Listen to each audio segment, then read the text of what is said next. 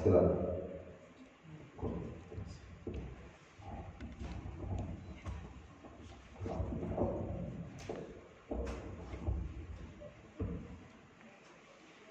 Assalamualaikum warahmatullahi wabarakatuh.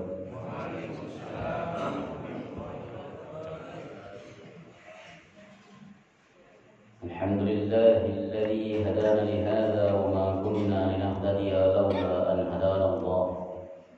Asyhadu an la ilaha illallah wahdahu la syarika lah wa asyhadu anna Muhammadan abduhu wa rasuluh. Allahumma salli wa sallim wa barik ala hadzal nabiyil karim sayyidina Muhammadin sallallahu alaihi wasallam wa ala alihi wa sahbihi wa man tabi'ahu ila yaumiddin. Amma ba'du fa ya ibadallah, usikum nafsi wa iyaya bi taqwallah wa ta'atihi la'allakum tuflihun. Qala Allah ta'ala fi kitabihil karim wa huwa asdaqul qailin. يا أيها الذين آمنوا اتقوا الله حق تقاته ولا تموتن إلا وأنتم مسلمون فإن أحسن الحديث كتاب الله وخير الهدي هدي محمد وشر الأمور محدثاتها وكل محدثات بدعة وكل بدعة ضلالة. Alhamdulillah, segala puji bagi Allah Subhanahu wa taala, Tuhan semesta alam yang telah memberikan kita nikmatul iman wal Islam wa sihatil badan, sehingga kita bisa melaksanakan ibadah salat subuh berjamaah disambung dengan berhalaqah sejenak dalam rangka membahas agamanya Allah Subhanahu wa taala. Salawat beserta salam mudah-mudahan terus terkucur kehadiran beliau Nabi akhir zaman Nabi Muhammad sallallahu alaihi wasallam beserta seluruh keluarga beliau, sahabat, kerabat dan pengikutnya, serta kita semuanya umat beliau, umat dakwah ijabah yang senantiasa istiqamah konsisten dalam menjalankan dan mengerjakan sunnah-sunnahnya hingga akhir masa itu. Jamaah yang dimuliakan oleh Allah Subhanahu wa taala, kita akan kembali melanjutkan bahasan kita kitab Tanbihul Ghafilin. Di akhir bahasan dari Haqqul Jar ada sebuah pesan menarik dari Al-Imam Sufyan Ats-Tsauri. Imam Sufyan Ats-Tsauri ini adalah seorang imam besar yang bermadhab Hanafi. Ya, beliau adalah salah satu perawi hadis masuk ke dalam Tabaqul Mudallisin atau Tabaqatul Mudallisin derajat pertama, setara dengan Sufyan ibnu Uyainah. Kalau Sufyan ibnu Uyainah itu adalah salah satu dari guru Al-Imam Asy-Syafi'i. Beliau menyampaikan dawuhnya begini: wa ruya an Sufyan Ats-Tsauri annahu qala asyaratu asya'a min jafa. Ada 10 hal di mana seseorang tergolong dari orang-orang yang keras hatinya. Ya, minadul jufa itu orang yang keras hatinya. Orang yang keras, orang yang sulit kemasukan nasihat, ya, dikasih dalil Quran juga nggak bakal masuk, dikasih dalil hadis juga nggak mempan. Itu orang-orang keras. Dengar azan ya cuman geleng-geleng kepalanya, itu orang-orang keras. Nah, termasuk daripada orang keras ini, kata Imam Sufyan Ats-Tsauri, ada 10 hal. Awaluha, yang pertama, rajulun aw imra'atun yad'u li nafsihi wa la yad'u li walidayhi wa la lil mu'minin. Laki-laki ataupun perempuan yang dia hanya berdoa untuk dirinya sendiri, dia tidak pernah berdoa untuk kedua orang tuanya dan juga tidak pernah berdoa untuk kaum muslimin, kaum mukminin. Jadi ketika dia berdoa itu ya yang penting dirinya sehat, rezekinya banyak, tidak disiksa di neraka, masuk surga dan sebagainya. Tetapi yang didoain itu dirinya sendiri, paling-paling dan keluarganya. Dia sama sekali tidak pernah mendoakan orang tuanya, lebih-lebih kaum muslimin. Ini kita egois. Mestinya di dalam setiap doa yang kita lanjutkan itu terselip doa untuk orang tua kita, jelas. Karena dia adalah Kausa prima kita kedua setelah Allah Subhanahu wa taala. Penyebab keberadaan kita kedua setelah Allah Subhanahu wa taala itu adalah orang tua kita. Maka seyogianya seorang anak itu selalu ingat kepada orang tuanya. Ingatnya kapan? Ya pada saat dia doa. Selalu selipkan untuk orang tuanya. Rabbighfirli wa liwalidayya warhamhuma kama rabbayani shaghira. Ada seorang pemuda bertanya kepada seorang syekh. Dia bertanya, "Syekh, apakah aku ini termasuk orang saleh?"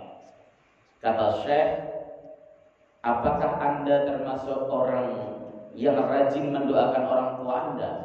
Jika iya, maka Anda termasuk orang saleh, sebab Nabi bersabda, "Wa waladin saleh yad'u lahu," dan anak saleh yang selalu berdoa untuk kedua orang tuanya. Jadi anak masuk kategori soleh jika memang dia rajin mendoakan orang tuanya. Itu orang tua minimal.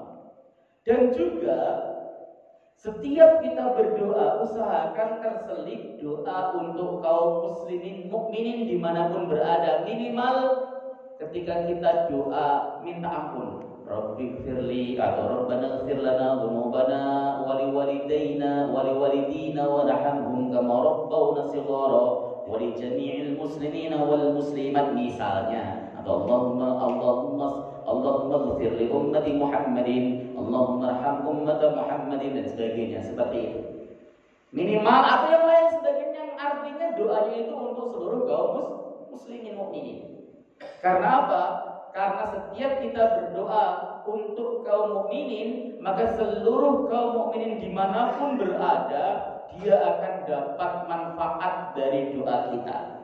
Pada saat kita berdoa misalnya, Rabbana ighfir lana wa li ikhwanina alladhina sabaqu bil iman wa la taj'al fi qulubina ghillan lil ladzina amanu rabbana innaka ra'ufur rahim. Itu orang mukmin dimanapun berada, bahkan yang mati sekalipun itu dapat manfaat dari doa kita. Itu dahsyatnya doa. Artinya kita disuruh untuk mendoakan satu sama lain. Jangan egois.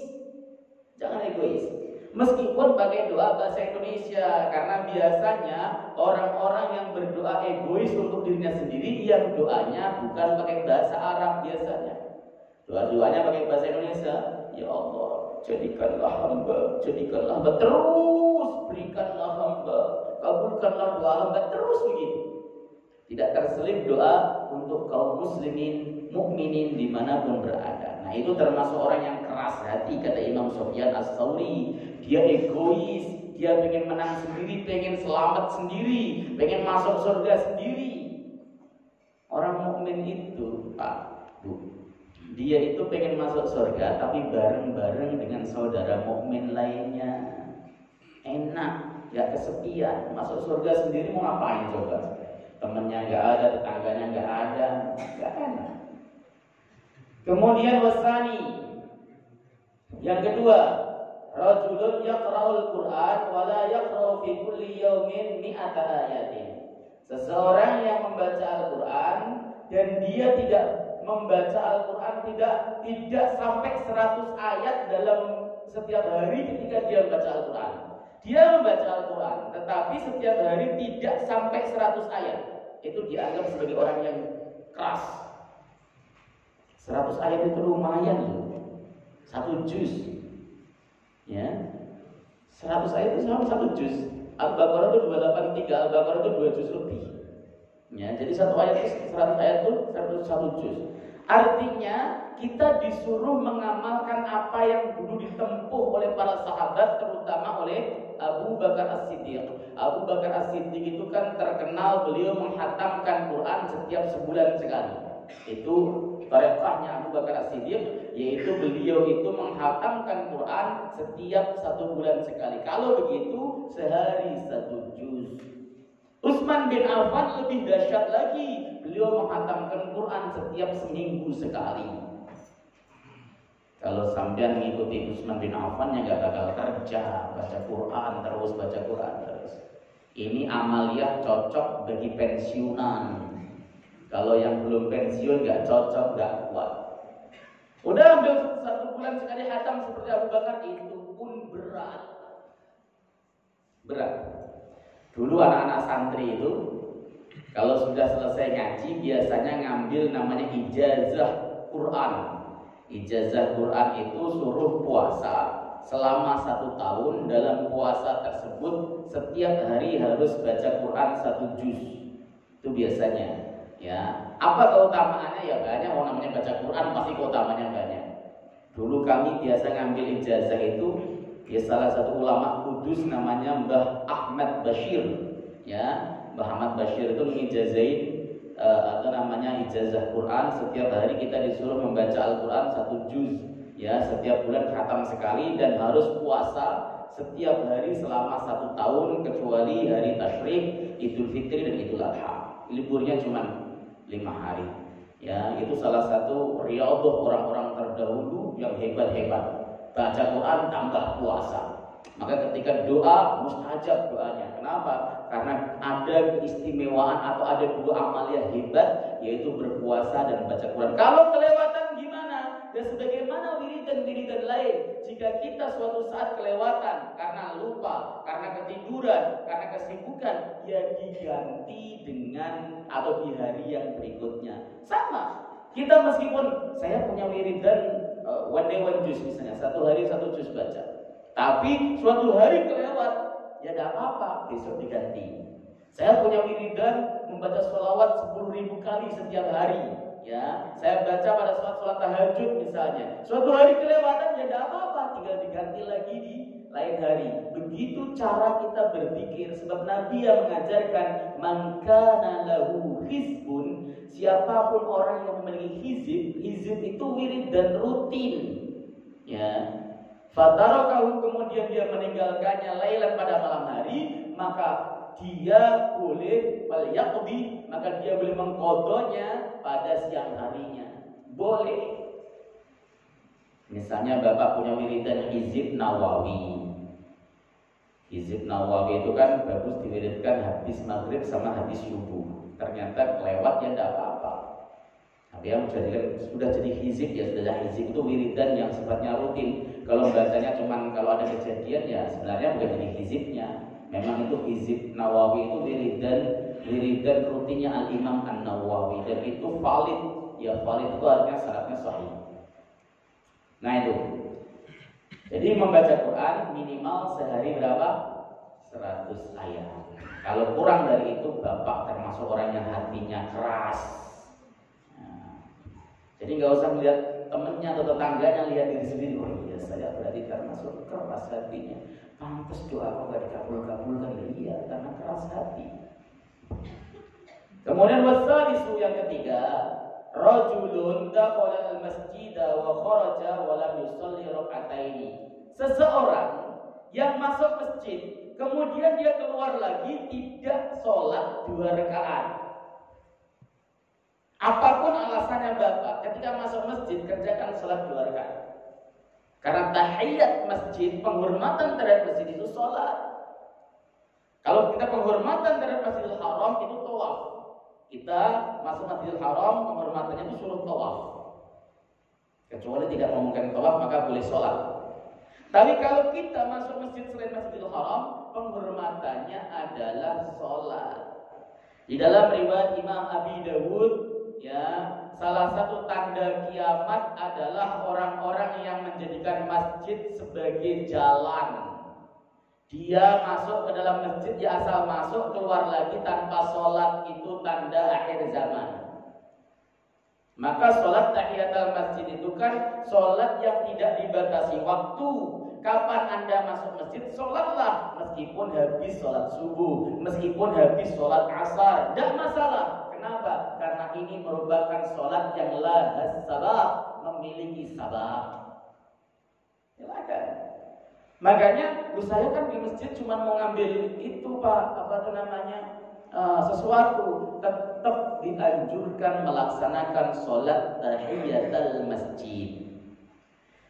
Nah, semua sholat yang dilakukan pada saat seseorang telah masuk masjid itu dianggap tahiyatul masjid. Karena tahiyatul masjid itu artinya penghormatan terhadap masjid. Jadi kalau Bapak masuk nih misalnya ke masjid, lalu melaksanakan sholat qobliyah doang, tidak melakukan sholat tahiyatul masjid, maka itu sudah include sholat tahiyatul masjid. Kalau ada yang bertanya misalnya, Ustaz, saya itu sholat subuh itu datang ke masjidnya agak kesiangan, jam berapa? Ya pokoknya udah sebentar, 3 menit lagi qomat lah. Apa yang kita lakukan? Apakah sholat tahiyatul masjid atau qobliyah subuh? Ya qobliyah subuh. Karena begitu kita masuk, ya dengan kita berniat nawaitu i'tikaf dalam hati, kemudian baca doa. Ya setelah itu kemudian kita masuk ke dalam masjid melaksanakan sholat qobliyah subuh 2 rakaat, itu sudah include di dalamnya sholat tahiyatul masjid. Laksanakan. Termasuk sholat hajat, sholat tahajud, atau sholat apa saja yang kita kerjakan di dalam masjid pada saat kita masuk masjid, itu termasuk include sholat tahiyatul masjid. Ba'dul ulama Syafi'iyah, sebagian ulama Syafi'iyah mengatakan jika Anda tidak sempat melaksanakan sholat tahiyatul masjid, diganti dengan membaca baqiyatus sholihah. Baqiyatus sholihah itu baca gimana? Subhanallah, alhamdulillah, wa la ilaha illallah, wallahu akbar, wa la hawla wa la quwwata illa billahil aliyyil azim 3 kali. Itu guru kami begitu. Kalau nggak sempat tahiyatul masjid, baca baqiyatus sholihah.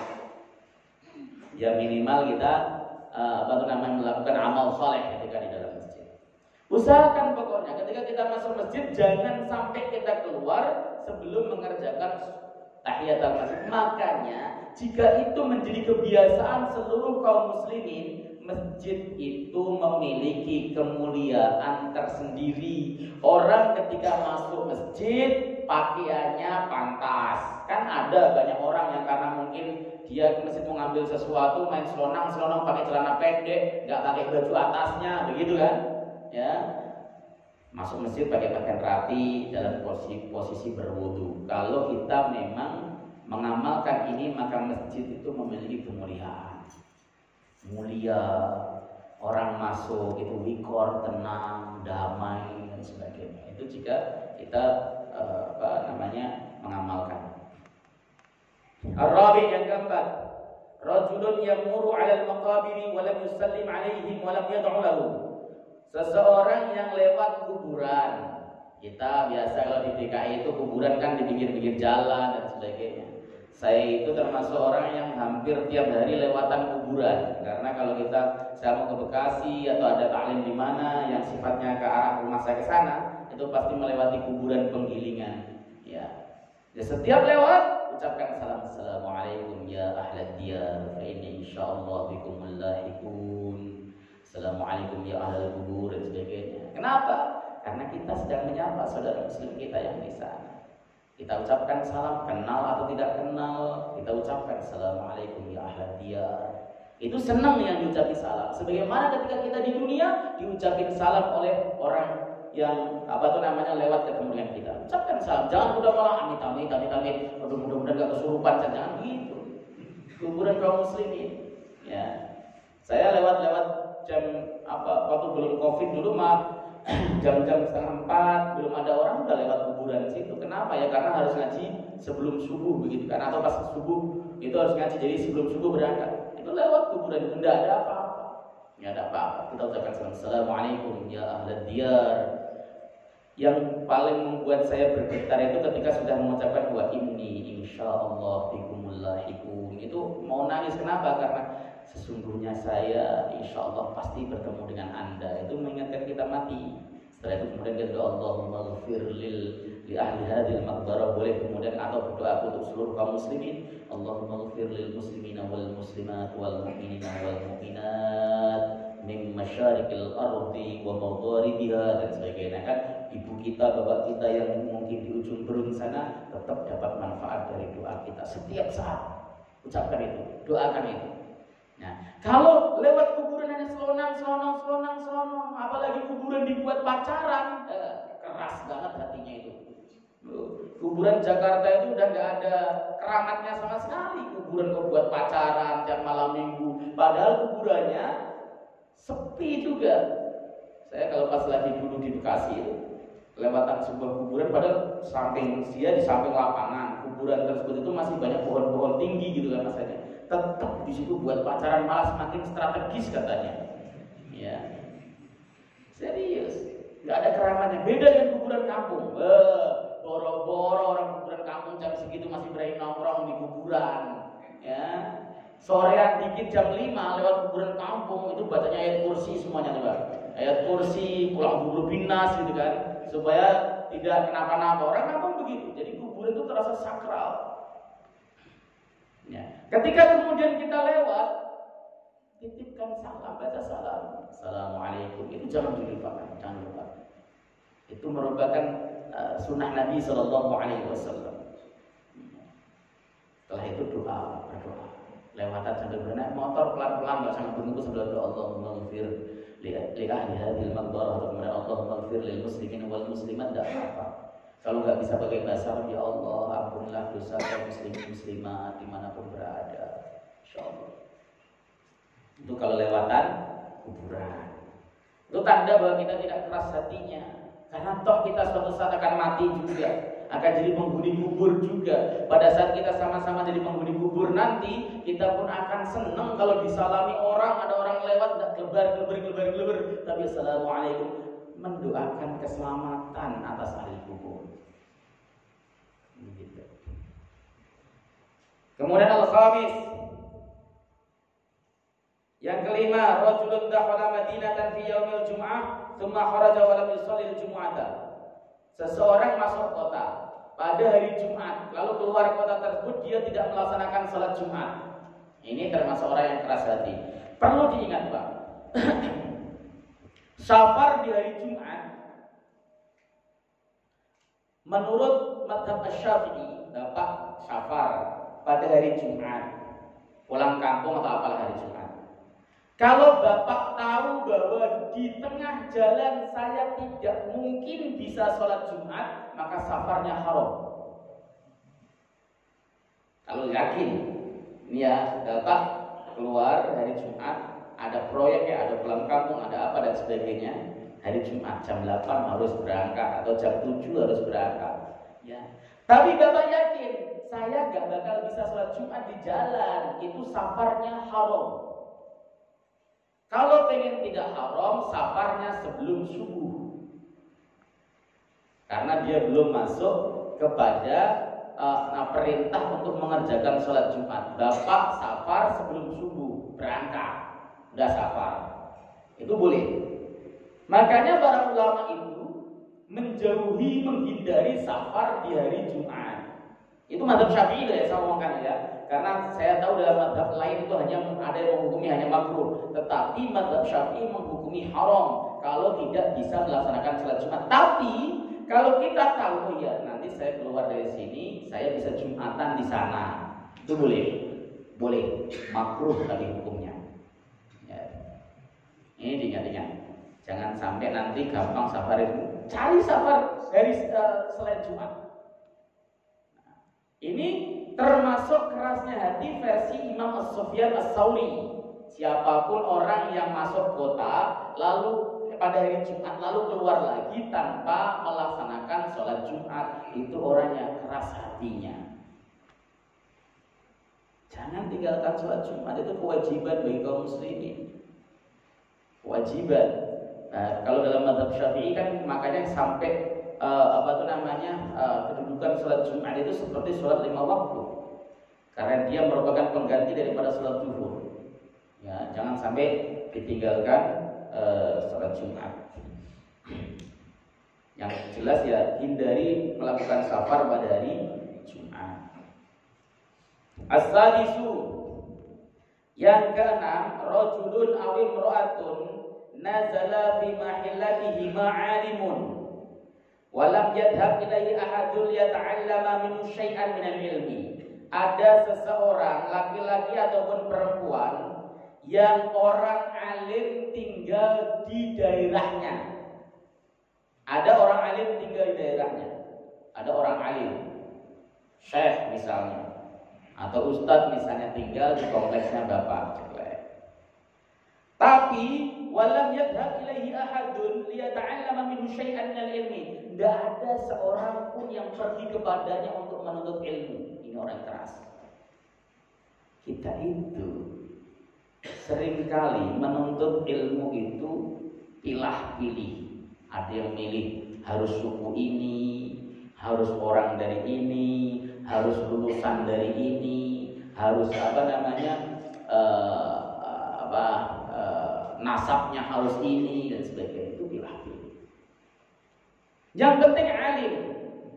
Alim itu orang yang memiliki pengetahuan yang baik terkait syariat Allah dan Rasulnya. Itu alim. Zaman sekarang itu orang alim nggak begitu disukai, Pak, serius. Pengajian ilmu itu nggak begitu disukai. Zaman sekarang itu nggak begitu alim, nggak apa-apa. Yang penting suaranya bagus dan pinter sholawatan. Itu jamaahnya banyak. Jadi kalau bapak pengen banyak jamaahnya banyak, ya suara bapak merdu dan bikin majelis sholawatan. Bukan tidak bagus-bagus, cuman tetap alim yang faqih lebih utama daripada itu. Misalnya contoh, ada habib alim faqih, dia ulama ngerti tentang kaidah-kaidah usul Ahlussunnah wal Jamaah. Itu majelisnya nggak begitu disukai, yang datang paling beberapa orang. Contohnya Habib Bakir Al-Attas misalnya, yang dari Jawa Timur itu kan faqih, pakar akidah Ahlussunnah wal Jamaah, mutakallimin zaman sekarang ya. Tetapi majelisnya juga sepi. Kenapa? Ya karena nggak bisa sholawatan. Tapi kalau udah pintar sholawatan, walaupun nggak bisa ngaji, apalagi sambil kemudian iku rame pengikutnya. Nah, diajak ngaji susah orang. Ini autokritik. Saya mengkritik diri kita sendiri. Orang itu kalau diajak taklim susah, tapi coba adakan haflah Maulid Nabi SAW, peringatan Maulid Nabi penuh. Kenapa? Ya orang itu memang nggak suka ngaji pada hakikatnya, manusia. Dan yang kedua itu menunjukkan bagaimana mulianya majelis taklim, sebab hanya orang-orang khusus yang dipilih oleh Allah Subhanahu Wa Taala untuk bisa datang. Tapi Ustaz di Solo ada yang ngaji plus sholawatan, ya bagus, sholawatan dulu baru ngaji. Tapi ngajinya yang bener, jangan ngaji kok maki-maki, kerjaannya ngaji misuh-misuh. Ya. Itu bukan ngaji ngajak ke dalam surga. Misuh-misuh, dan orang yang misuh-misuh itu disukai. Misuh-misuh itu apa? Maki-maki. Ya.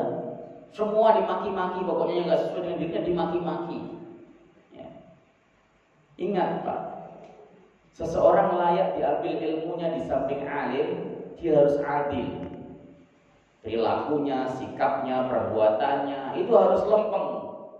Kalau hanya alim saja nggak lempeng, tukang maki-maki, tukang bohong dan sebagainya, itu tidak layak untuk diambil ilmunya. Begitu, dia alim, tapi kerjanya maki-maki, ngomongnya kasar dan sebagainya, nggak layak.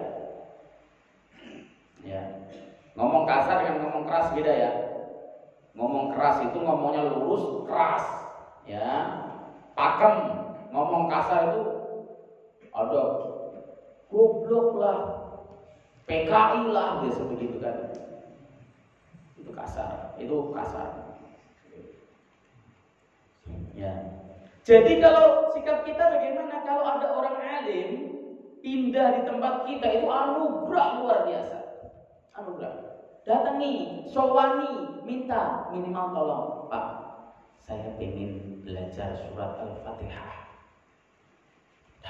Saya pengen belajar tata cara sholat. Datangi. Ya. Sayang kalau kemudian orang alim tersebut pindah dari situ, kita belum dapat ilmunya. Lebih-lebih kalau orang alimnya pindah dari dunia menuju akhirat. Ya.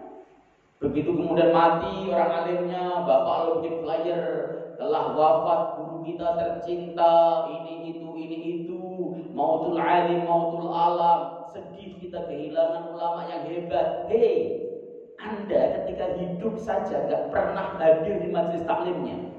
Anda ketika Pak Ustadz, Pak Kiai tersebut masih hidup saja, tidak pernah mengambil ilmunya. Apa yang kehilangan dari diri Anda? Gak ada. Itu yang disebut dengan air mata buaya, pura-pura nangis, tapi sebenarnya biasa saja hatinya.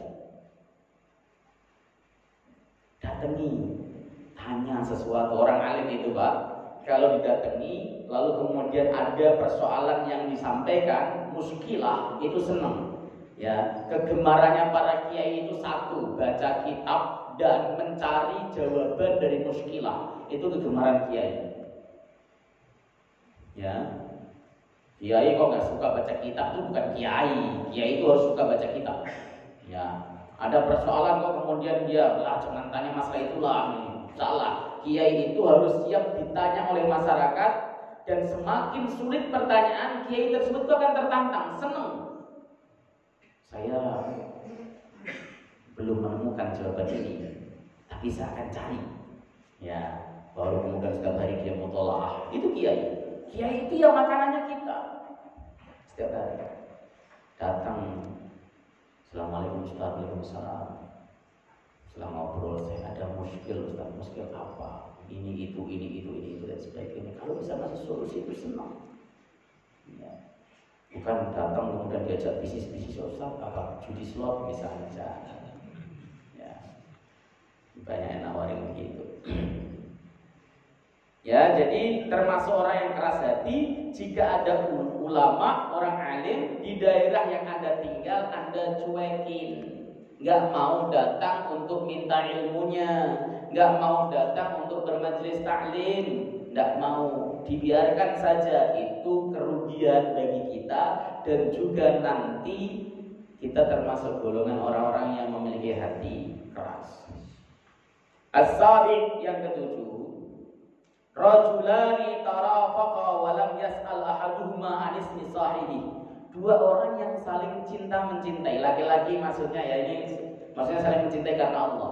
Dia akrab, ngobrol, misalnya pas lagi umroh, misalnya ketemu dengan saudaranya dari Malaysia, ketemu saudaranya dari Suriah, atau ketemu dari mana, kayak dari Malang, dari Kalimantan, ketemu ngobrol akrab, kemana-mana bareng, tapi nggak nanya namanya.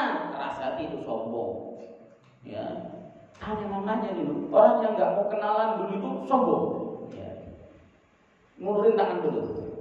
Di sini nama saya Rifai. Kenalkan, saya Rifai Pak, dari Jakarta. Oh, nama saya ini.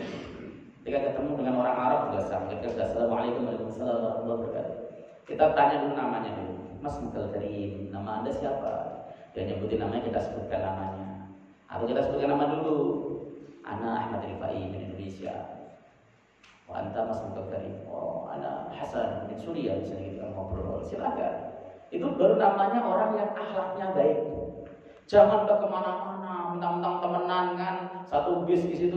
Nama bapak siapa? Kita kenal itu bapak itu, pokoknya yang teman saya lah. Itu sombong, keras hati. Ya. Udah akrab, peserta umroh sudah berapa lama? 9 hari pulang nggak tahu namanya. Siapa namanya itu? Aduh, saya nggak nanya namanya itu, sombong itu namanya. Ya. Dan sama nama sendiri itu jangan kemudian inferior. Kita itu harus bangga sama nama yang diberikan oleh orang tua kita loh. Orang tua kita itu ketika kasih nama kita, mikirnya itu sehari semalam. Diotak-atik. Bahkan kalau mbah saya dulu kasih nama, itu dihitung angkanya. Nah, Ahmad tuh Ho 1 misalnya. Cocok enggak? Ketika sudah cocok, dihitung lagi. Salah, dicoret. Saya pernah lihat proses mbah saya bikin nama seseorang itu enggak sesederhana itu. Padahal ntar jadinya juga namanya sederhana sekali, tapi semua langsung tuh. Tiba-tiba setelah selesai namanya cuma Purwanti. Kayak gitu aja kalau lama mbah batin saya. Nah, iya kan? Kalau ketika orang tua kita sudah kasih nama, itu nama yang terbaik dalam benak orang tua kita. Pasti ada tafakulan, kehendak yang pengen beliau capai. Ya, ketika memberikan nama misalnya Ahmad Rifai, itu nama saya asli, gak saya rubah-rubah. Misalnya Ahmad Rifai, oh berarti orang tua saya menginginkan saya seperti Syekh Ahmad Rifai, atau menginginkan saya sebagai orang yang terpuji. Ahmad kan artinya terpuji, atau Pak Puji, Pujianto. Oh, itu kan asal jeblak orang tuanya pasti. Ini mudah-mudahan anak saya memiliki akhlak terpuji. Itu serius. Ya. Ketika saya mengasih nama anak saya Azka misalnya, Azka Muhammad, itu saya tafakul mudah-mudahan anak saya memiliki akhlak seperti Rasulullah. Itu pasti orang tua pasti memiliki cita-cita begitu. Enggak kok, nama kamu siapa? Bejo, artinya apa? Tahu orang tua, tadi orang tuanya embuh nggak ngerti lah, nggak ada orang tua gitu. Pasti ada maksudnya. Nah ketika kita kenalan bangga dengan nama kita, nggak usah ngomongnya bisi-bisi nama kamu siapa. Siapa pak nggak kedengar? Nggak orang inferior. Ya, bejo, gitu. Bahkan ketika ada orang yang ingin berubah namanya, nah, itu pemberian orang tua saya, keramat bagi saya. Bangga. Sekarang itu di Indonesia itu kalau namanya nggak Arab itu kurang mantap sih. Padahal Nabi Ibrahim itu bukan Arab namanya, Ibrahim itu Ajami, ya. Nama Ibrahim itu bukan nama Arab loh, jangan salah. Pede Ibrahim, bukan nama Arab. Ya. Nama yang Nabi Arabkan Nuh, ya misalnya Saleh, Hud, itu. Isa itu bukan Arab, Musa itu bukan Arab. Artinya ketika kita dikasih nama oleh orang tua kita, namanya bagus, maknanya bagus, ya terima saja meskipun bukan Arab, nggak harus pakai Arab. Kalau kemudian Bapak pengen tafaul kepada Nabi, tinggal tambahin nama Muhammad itu. Ya, Muhammad Eko misalnya kan nggak masalah. Ya, nama dia sudah. Ya, oke. Jadi hanya namanya, dan ketika kita memperkenalkan itu bangga gitu loh maksudnya. Kita harus kenalan dengan teman kita yang kita sudah lama. Jangan-jangan saya termasuk yang kelompok ini, Pak. Ngaji berkali-kali di sini nggak tahu nama Bapak. Yang tahu hanya beberapa orang saja, selebihnya nggak tahu. Makanya saya pernah ngomong kan, ayo bikin absen, gitu kan. Itu bukan untuk kita bikin absen. Nanti pas lagi selesai ngaji, saya tunjuk absen satu-satu supaya saya kenal aturan begitu. Kalau kita kenal nanti, seandainya saya masuk neraka, Bapak masuk surga, Bapak bisa mensyafaati saya.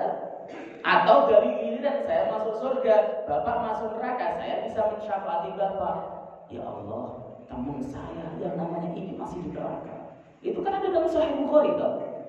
Ketika seseorang selamat, masih, ya Allah, teman saya banyak yang masuk neraka, ya Allah. Cari yang dalam hatinya ada 1 dinar iman, lepaskan dia, bebaskan dia dari neraka. Dicari teman-teman yang dia kenal. Yang dicari yang dia kenal, nggak kenal. Siapa lo nggak kenal gitu? Nggak kenal kan? Makanya itu perlu aslinya. Jangan masuk kelompok ini, kita udah bertahun-tahun ngaji. Maaf Pak, saya belum kenal nama Bapak loh. Saya belum tahu nama Bapaknya, saya belum tahu. Ya, itu harus kenalan dulu. Maka kalau pas selesai sarapan itu jangan pulang dulu, ngobrol, kenalin namanya. Ustaz, nama saya ini. Walaupun kemarin sudah kenalan ya, kenalan lagi. Ya kalau diulang-ulang kan makin kenal. Wasamin, yang nomor 8, rajulun da'ahu rajulun ila dhiyafah wa lam yadhhab ila dhiyafah. Ada seseorang mengundang orang lain, ya, seseorang yang orang lain mengundangnya untuk dhiyafah, bertamu, tapi dia tidak mau pergi bertamu. Ya. Artinya diundang, dipanggil untuk bertamu. Yuk, ke rumah saya.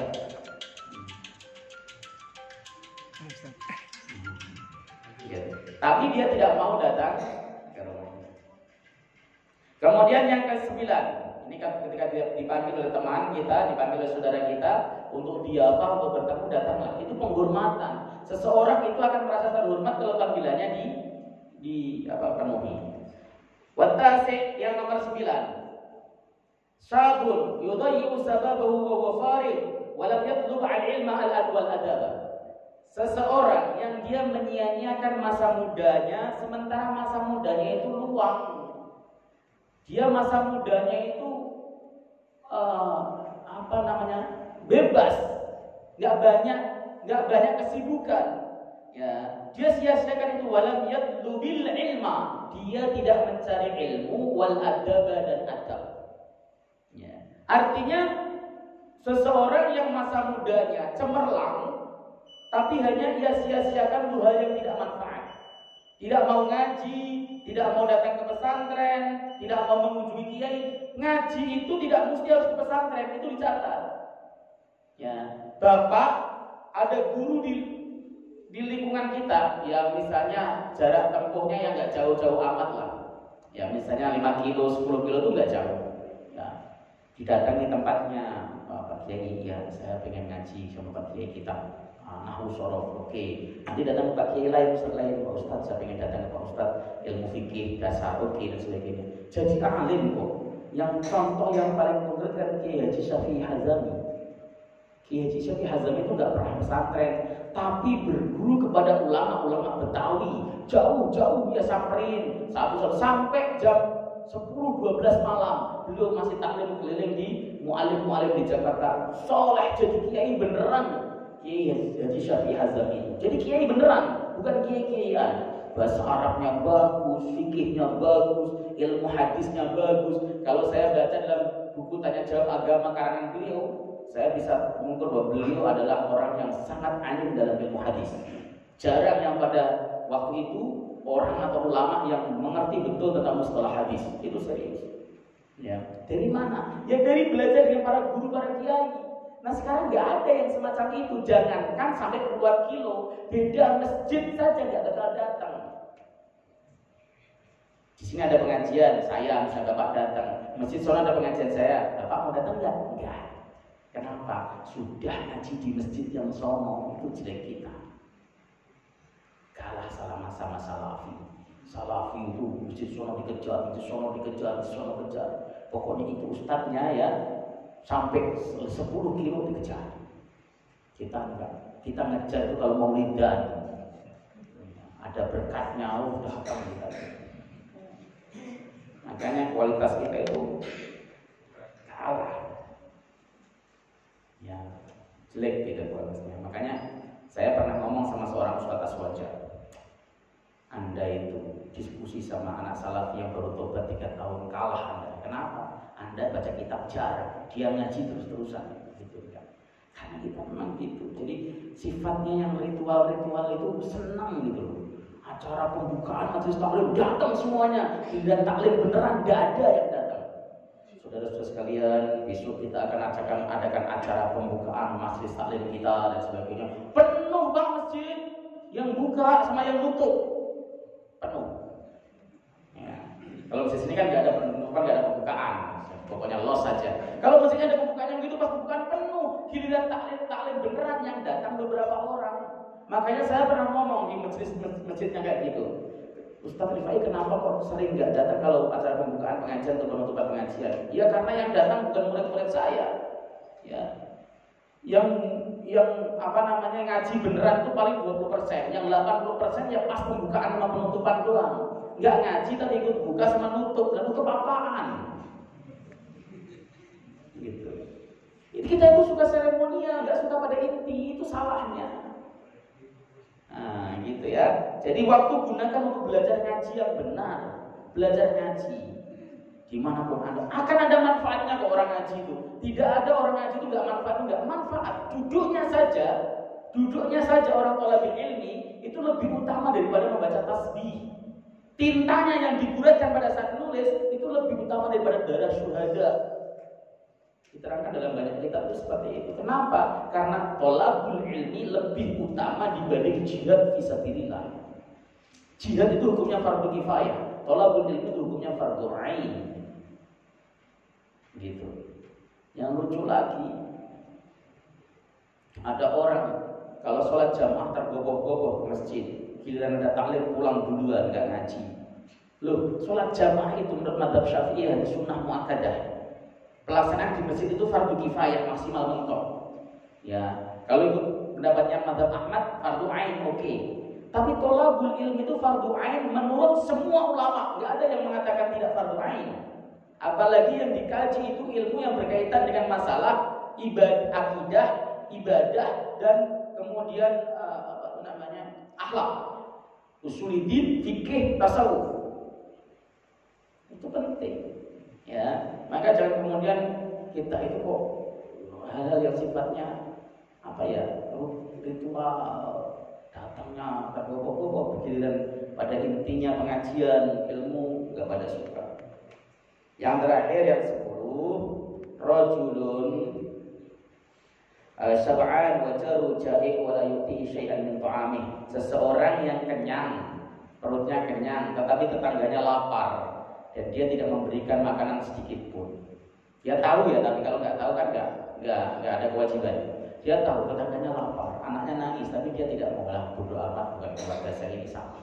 Ya, orang itu jadilah orang yang pintu rumahnya selalu terbuka untuk tetangganya yang kesusahan.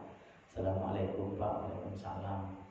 Saya nggak punya beras, mohon dipinjemin duitnya, ada apa nih? Seperti itu. Tapi kalau ada orang baik, jangan dimanfaatkan. Banyak. Ya, saya itu sering dapat WA seperti itu. Assalamualaikum Ustaz. Tiba-tiba screenshot rekeningnya tinggal 100 perak. Lah maksudnya apa ini kan? Nah, kemudian dia cerita tentang ininya, berantem sama istrinya lah. Bahkan dia mau cerita itu bagaimana dia terakhir berhubungan badan sama istrinya. Hubungannya apa sama saya? Saya transfer, misalnya saya kirim, saya punya duit, saya kirim 100, 150. Besoknya lagi kok begitu lagi? Ya, anak saya belum makan Ustaz. Ya kan bapak itu bapaknya, orang tuanya, gitu loh. Masa saya harus mikirin? Ya enggak, gitu. Orang itu kalau ada orang baik jangan dimanfaatkan, jengkel juga, sebel juga, gitu kan, dimanfaatkan. Ya, saya blokir, dia kirim pakai nomor lain, ampun modelnya. Ya, makanya kita itu harus saling mengerti. Orang yang mampu perhatian sama tetangganya, oh ya ada tetangga saya miskin dan sebagainya. Meskipun nggak bisa tiap hari tapi rutin. Ya, dan kalau ngasih itu jangan dieksploitasi kemiskinannya, dia saudara muslim kita. Kalau perlu orang lain nggak ada yang tahu kalau kita ngasih. Kenapa? Karena dia malu kalau kemudian sering dikasih orang. Itu mentalnya yang baik. Kalau mentalnya yang kurang baik, dia malah seneng kalau disuruh datang ambil beras, mau seneng. Mentalnya yang rusak itu. Ya. Oke, gitu saja, mudah-mudahan manfaat karena sudah melampaui batas waktu. Kita turun ke majelis. Subhanakallahumma wa bihamdika asyhadu an la ilaha illa anta astaghfiruka wa atubu ilaik. Assalamualaikum warahmatullahi wabarakatuh.